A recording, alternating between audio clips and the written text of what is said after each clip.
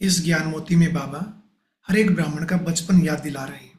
बाबा ने क्या कहा कि जब आप शुरू शुरू में ज्ञान में चले, हर एक अपना बचपन याद करें, तो क्या होता था, क्या नशा रहता था, क्या कहते थे, बाबा मिल गया, अब तो बस वर्षा पाना है, अधिकारी बनना है।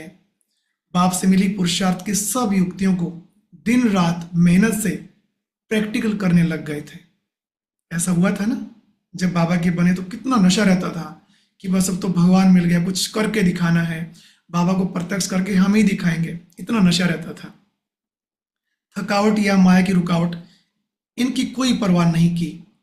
इसी नशे में कदम को बहुत तीव्र गति से आगे बढ़ाते चले। लेकिन फिर क्या हुआ?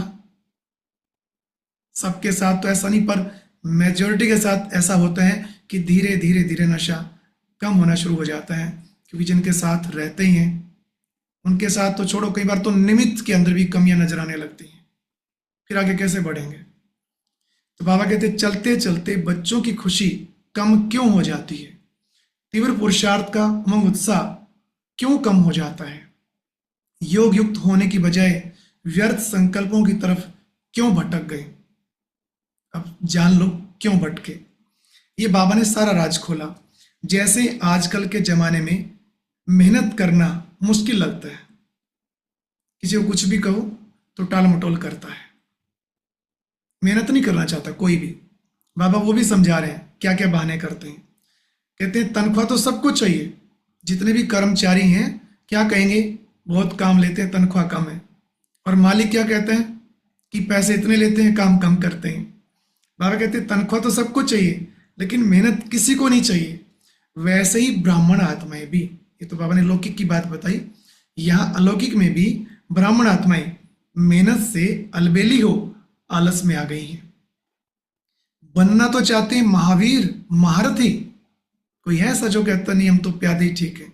सब महावीर महारथी बनना चाहते हैं, लेकिन मेहनत प्यादे की भी नहीं करते। ये बाबा सुना रहे हैं कि चाहते हैं महारथी बनना और मेहनत प्यादे की भी नहीं करते। बने बनाए स्टेज चाहते हैं, बनाया बनाया खाना मिल जाए बस। सोचेंगे ऐसे कि हम किसी भी बात में कम ना रहें, मतलब जहां कुछ प्राप्ति होती है सोचते हैं हमें आगे रखना चाहिए, उनको क्यों पूछते हैं बार बार। और जहां कुछ सेवा करनी होती है कहते हैं बार बार हमें ही टोकते हैं, हम तो लौकिक में इतने बिजी, हमारे पास कहाँ टाइम है।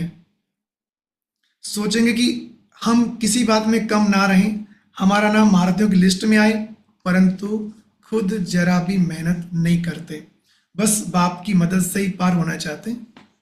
क्या कहते हैं, थोड़ा सा पुरुषार्थ करेंगे और मान लो कोई काम नहीं बना, कहेंगे बाबा भी हमारी मदद नहीं करता। हम इतना पुरुषार्थ करते, इतनी मेहनत करते हैं, और बाबा को हमने इतनी बार कहा बाबा ये काम कर दो, हमने 21 दिन की बट्ठी भी रखी, फिर भी काम नहीं बना। तो बाबा कहते सब मेरी मदद से ही पूरा करना चाहते हैं, खुद मेहनत नहीं चाहते। तो बाप दादा इस पर क्या कहा वो ध्यान से सुनिए। बाबा ने कहा मैं बच्चों का सहयोगी तो हूं, लेकिन बच्चे इस बोल का उल्टा एडवांटेज उठा लेते हैं। बाप का काम ज्यादा याद रखते हैं और अपना काम भूल जाते हैं।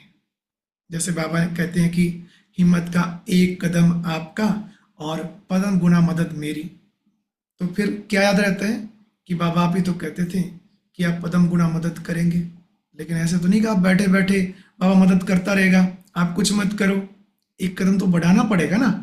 तो शुरुआत तो करते ही नहीं और कहते हैं बाबा ने कुछ मदद नहीं की। हिम्मत पहले हमारी, मदद फिर बाबा की।